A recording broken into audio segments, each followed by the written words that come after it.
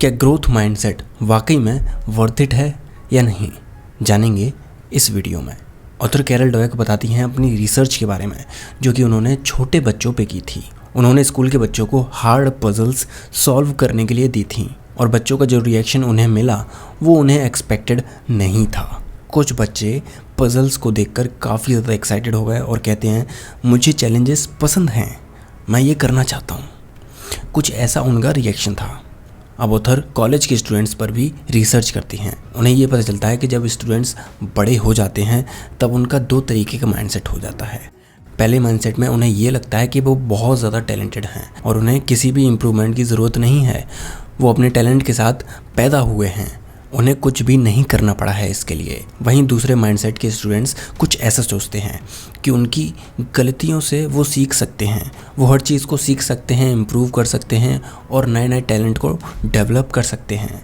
हो सकता है कि कुछ चीज़ें उन्हें आसानी से आ जाती हों बचपन से ही, लेकिन वो उस चीज़ को इम्प्रूव कर सकते हैं और कोई भी नई चीज़ सीख सकते हैं। ये उनके एफर्ट पर डिपेंड करता है। अब ये जो दो अलग अलग माइंडसेट हैं उन्हें ऑथर कहती हैं ग्रोथ माइंडसेट और फिक्स्ड माइंडसेट।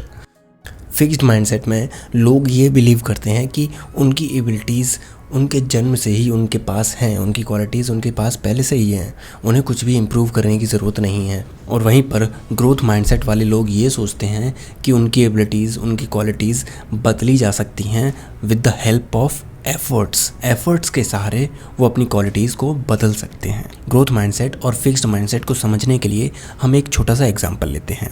एक हमारे पास कैरेक्टर है जिसका नाम है पंकज।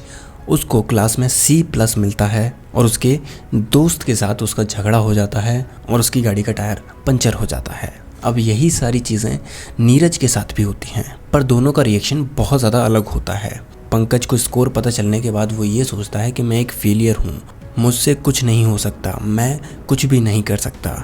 और वहीं पर नीरज ये सोचता है कि मैं कितना ज़्यादा इम्प्रूव कर सकता हूँ, अगर मुझे C+ मिला है मैं कितना ज़्यादा सीख सकता हूँ, मेरे पास और ज़्यादा स्कोर करने की एबिलिटी अभी भी है। वहीं पर जब पंकज टायर पंचर होने पर यह बोलता है कि ये गाड़ी ख़राब है, रोड की गलती है, गलती इस कमज़ोर टायर की है, वहीं पर नीरज ये कहता है कि ठीक है कोई बात नहीं, मैं अगली बार अच्छा टायर लगवा लूँगा जिससे कि मुझे ऐसी प्रॉब्लम का सामना फिर से ना करना पड़े। और जब पंकज का अपने दोस्त के साथ झगड़ा होता है तब वो उसको सही करने के लिए कुछ नहीं करता, और जब नीरज का अपने दोस्त के साथ झगड़ा होता है तब वो उसे सही करने के लिए अगले ही दिन उसके घर जाता है, उससे बात करता है। अब इससे आपको बहुत अच्छे से क्लियर हो गया होगा एक ग्रोथ माइंडसेट वाला इंसान कैसे सोचता है। एक ग्रोथ माइंडसेट वाला इंसान हमेशा सीखने पर ध्यान देता है, वो हमेशा अपॉर्चुनिटीज़ का फ़ायदा उठाता है। उसे ये नहीं लगता कि वो पहले से ही स्मार्ट है, बल्कि वो ये सोचता है कि वो इम्प्रूव कर सकता है, वो और ज़्यादा स्मार्ट बन सकता है। लोग आखिर और ज़्यादा सीखना और ग्रो क्यों नहीं करना चाहते? इसमें एक बहुत बड़ा रोल होता है एजुकेशन का। एजुकेशन सिस्टम में हमें ये सिखाया जाता है कि अगर तुम इस टेस्ट में पास नहीं हुए तो तुम एक फेलियर हो, अगर तुमने ये टेस्ट पास नहीं किया तो तुम कुछ भी नहीं कर सकते। और इसी वजह से फिर बच्चों को माइंडसेट अपनी क्वालिटीज़ को प्रूव करने में, उन्हें जितना ज़्यादा अच्छा हो सके उतना ज़्यादा दिखाने में पूरा समय चला जाता है और वो अपॉर्चुनिटीज़ से, कंडीशन से, सिचुएशन से सीखने की बजाय अपने आप को हमेशा प्रूव करने में लगे रहते हैं कि मैं बेहतर हूँ, जो मेरी क्वालिटीज़ हैं पहले से ही वो बहुत ज़्यादा बेहतर हैं और इस इंसान से बेहतर हैं, इस इंसान से बेहतर हैं। और इसी वजह से एक फिक्स्ड माइंडसेट डेवलप होता है। ऑथर एक रिसर्च के बारे में बताती हैं। वो कहती हैं कि जब भी कोई इंसान डिप्रेस होता है, चाहे वो फिक्स्ड माइंडसेट का हो या फिर ग्रोथ माइंडसेट का, उन दोनों के रिएक्शन ही डिप्रेशन में अलग होते हैं। वो दोनों अलग तरीके से सोचते हैं, वो दोनों अलग एक्शंस लेते हैं। इसको डेमोन्स्ट्रेट करने के लिए मैं पंकज और नीरज का एग्जांपल दोबारा लेता हूँ। एक समय ऐसा आया जब उनके साथ कुछ सिचुएशन हो गई और दोनों डिप्रेशन में चले गए। जब पंकज डिप्रेशन में था तब वो अपनी ज़िंदगी के बारे में सवाल करता था कि मेरी ज़िंदगी बर्बाद है, मैं कुछ नहीं कर सकता, मैं इस काबिल हूँ ही नहीं, मुझे यहाँ नहीं आना चाहिए था, मुझे इस कंडीशन में नहीं पढ़ना चाहिए था। और वो कुछ भी नहीं करता है उस सिचुएशन को बेहतर करने के लिए। जबकि नीरज का रिएक्शन कुछ और होता है। वो सोचता है कि अगर मेरे साथ ऐसा हुआ है तो इसके पीछे कुछ ना कुछ वजह रही होगी, हो सकता है मैंने कुछ गलती की हो, क्या मैं इससे सीख सकता हूँ कुछ, क्या मैं आगे इम्प्रूव कर सकता हूँ। और फिर वो दुखी होने के बावजूद भी अपनी प्रॉब्लम्स का सामना करते हैं खुलकर और सॉल्यूशन को निकालने में अपना पूरा एफर्ट दे देते हैं और अपनी ज़िंदगी बेहतर बनाने के लिए वो एक्शंस लेते हैं। और अगेन पंकज का फिक्स्ड माइंडसेट है और नीरज का ग्रोथ माइंडसेट। फिक्स्ड माइंडसेट वाले लोग अक्सर फेमस लोगों को देखकर कुछ ऐसा कहते हैं कि उनके पास वो टैलेंट पहले से ही था, उन्हें जन्म से ही इस चीज़ का आशीर्वाद मिला है, इसलिए वो लोग इतना बेहतर कर पाए। लेकिन असल बात ये है कि सक्सेसफुल लोग अपनी ज़िंदगी में बहुत ज़्यादा एक्शंस लेते हैं।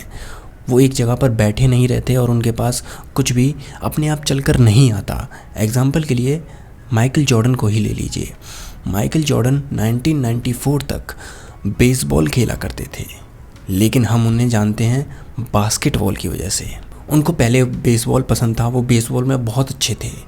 उसके बाद फिर उन्होंने बास्केटबॉल ट्राई की और अपने बास्केटबॉल के गेम को वो हमेशा बेहतर बनाने के लिए बहुत ज़्यादा एक्शंस लेते थे।